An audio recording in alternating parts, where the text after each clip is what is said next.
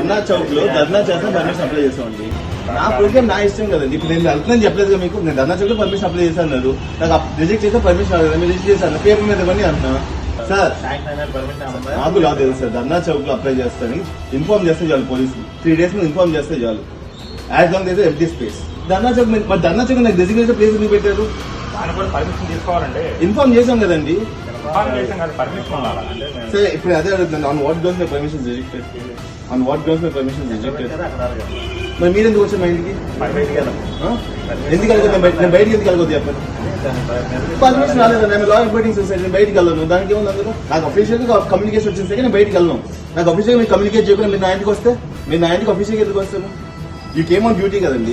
On what grounds? నేను బయటికి వెళ్తున్నా అంటే వెళ్ళాను. రిజెక్ట్ చేసిన ఇచ్చారు అనుకోండి, ఇదిగో రిజెక్ట్ చేశారు బాబు, మీరు వెళ్తానికి వీల్లేదు అంటే ఒక అర్థం ఉంది. అంటే నేను వెళ్ళను. నేను మిమ్మల్ని ఏమైతే కూర్చోండి, ఐ మోర్ దెన్ హ్యాపీ.